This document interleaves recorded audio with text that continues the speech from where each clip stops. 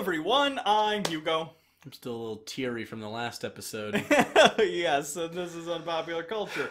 Today we're talking about a very special film. Oh, real special. The most special. The most special. We're talking about the movie The Room and The Disaster Artist. I'm not going to spend a lot of time explaining The Room. I assume at this point it's enough of a thing where if you're watching this video, you probably know what The Room is. Unless you're Neil Breen, in which case you've never seen it.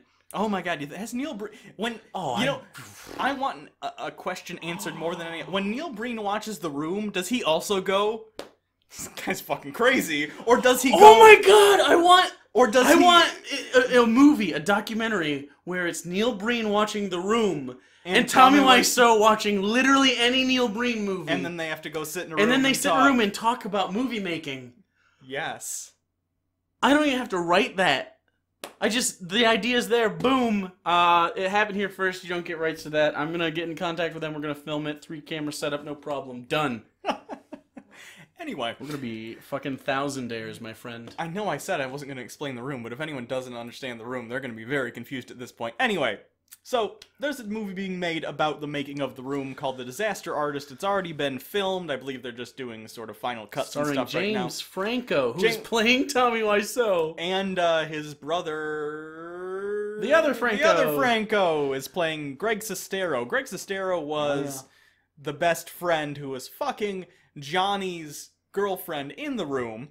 He also wound up writing a book... Whose name is Lisa. Yeah, who wrote a book in real life called The Disaster Artist. Fun fact, Lisa tore Tommy apart. And the book, The Disaster Artist, that he wrote is all about him meeting Tommy, the production of The Room, and all of the misadventures that went along with it. Now, I read the book, actually, just a couple weeks ago. Yeah, about 2 weeks. Very, very interesting read. If anyone out there is looking for a pretty quick...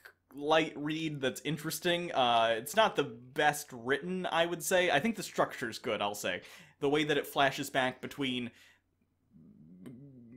Greg Sestero meeting Tommy and him discovering things about Tommy and the production of The Room. It's sort of it's got a parallel storytelling thing going, which I hope is preserved in the film, by the way, because I think it works. There are revelations about the making of The Room and about Tommy himself that when paired together, these parallel stories strengthen each other in the book. So I'm hoping that remains in the film. I think that's one of the stronger elements of the book, is the structure. But apparently, Tommy Wiseau just came out and said, I've seen The Disaster Artist, he saw it at the premiere. Sure. He says, I approve 99.9%. Which is interesting considering he only approves of the book The Disaster Artist, according to him, 40%. So I'm curious what changes could have been made to the movie from the book that would have made him more approving of the movie. I'm curious at this point if the movie maybe paints him in less of a... How do I put this? He kind of Mr. Magoo's his way, but like, if Mr. Magoo was a dick. Yeah! In the book it's made pretty clear that there are reasons Tommy is the way he is. But it's also made pretty clear that despite those reasons, he's still kind of a dick to other people. Yeah, and we know nothing about, like, before, right? We don't know... when you finish the book, when it gets close to the end, we get the story that Tommy has told Greg in private.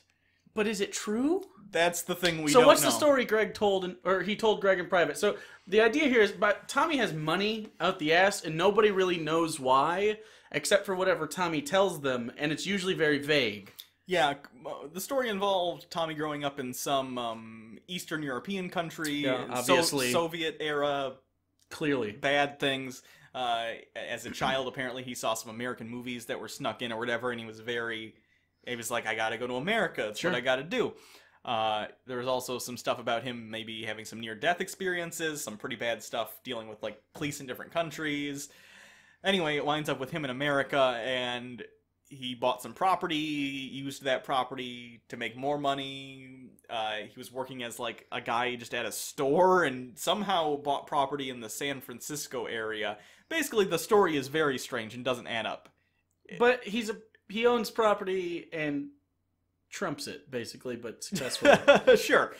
So, I don't know what that's about, but I'm curious how the movie's going to make this all seem, because if he's saying the movie, he approves of it 99%. Right. Some of the best stuff in the book, in my opinion, is the stuff that makes Tommy Wiseau Probably not look great. Not look great, because I think when you watch The Room, you kind of go, what? But then when you find out the behind-the-scenes stuff, you're kind of like, oh no, this guy's kind of a cunt. Like, does it make The Room not as good? No, it makes The Room way better. Oh, wow. Because a lot of the stuff in The Room is clearly paralleling things that happen in Tommy's life. The movie makes a lot more sense with context. The movie makes more sense. Because Greg is playing Tommy's friend because Tommy feels that Greg in real life sort of fucked him over. Oh. Like, it's a real weird... Is it like passive-aggressive? Oh, yeah. Did Greg fuck Tommy's girlfriend? No. What? Seems... But Tommy's girlfriend did fuck some other friend of his, it seems like. So he's combining... amalgam? It's an amalgam of various things that happen in his life. Tommy had a girlfriend at one point. Yeah, which makes me very curious. I want to hear her side of the story because... I want to see who... She's a fucking normal. It's probably Patricia Breen. Well, my thought is, I assume whatever happened was probably a normal situation. I don't know. It wouldn't strike me as odd if Tommy Wiseau misinterpreted a situation and overreacted. So, like, he wasn't actually dating this person. He went on a date with her. Yeah. But Lisa's live-in. Oh, so weird. Yeah, I don't think we'll ever get the full story behind that, but... Creepy. I'm very excited for this film. Also, there's that other friend with the football. Yeah, Denny. I don't know who Denny is supposed to be in real life. Then there's the pug. I hope the pug was real. It was. That scene was improv because that was shot later. They were doing pickup shots around San Francisco. The movie wasn't shot in San Francisco, though Tommy does live there. Wait, was it shot in San Francisco? It wasn't shot... Where was it shot? I forget, but they had to go location scouting and shooting finally a second unit stuff with Tommy and a couple other people with a skeleton crew. And they literally we need a flower shop. And Greg was like, okay, I can call around. Tommy was like, no, let's go to that flower shop and see if they'll... So literally the place was about to close. And they're like, hey ladies, can we shoot in your flower shop? We're just doing a movie. It'll take 20 minutes. So that's why, hey Tommy, you're my favorite customer. Was so fucking... That was their first take. Yep, and it wasn't in nice. The... Hi, doggy was not in the script. Tommy was so legitimately in that moment, caught on film, realized there was a dog sitting there. And that's what he did. Wait, but isn't all the audio dubbed? He probably... Oh, yeah, they ADR'd it later, but he really did say that in that moment. Oh, hi, doggy. Anyways, if you haven't seen The Room, watch The Room. Yeah. If you don't know who Neil Breen is, look it up. On Amazon, I think he's available to stream. Amazon Prime, Fateful Findings, at least. Double Down is not on there. Nor is... Fateful Findings is a movie. Yeah. And check out The Disaster Artist when it comes out, because if you're anyone who's interested in... I guess stories about filmmaking. If you ever saw Ed Wood and you were like, yeah, this is a good movie. Yeah. Or American Movie, which is a documentary, or... Capote is a similar, but not I thought film. That was about a... Not film. No, that's about a guy who ran for, governor or something, isn't it? Right, but it's I'm saying Ed Wood Capote is very... Okay, analogous. I've never seen Capote. Oh. Is it about a weird guy? Yeah. Okay, I got you. He kind of talks like this. If you like stories about weird, eccentric individuals... Yeah. That's kind of what I was going after. The Philip Seymour Disaster Hoffman, Artist. by the way, fantastic in that movie. Yeah. I don't really know how to bail out on this topic because I could talk about it for fucking hours because it's so interesting. I know how I'll finish this. There is a deleted scene in The Room. Spoilers for The Room. Right before Johnny shoots himself in the head. Right, because Johnny shoots himself in the head. In the mouth. He doesn't shoot himself in the head. He shoots himself in the mouth at an angle that would not probably kill you. Before that, there was a scene that they shot in which Johnny, whatever, takes Lisa's dress that she was wearing earlier in the film. Did you smell it? I wish he smelled it. Oh. He has sex with the dress. Full sex? To completion. And then shoots himself.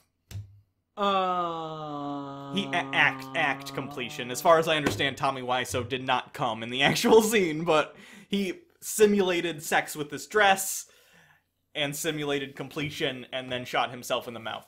And it's one of my favorite scenes in the book because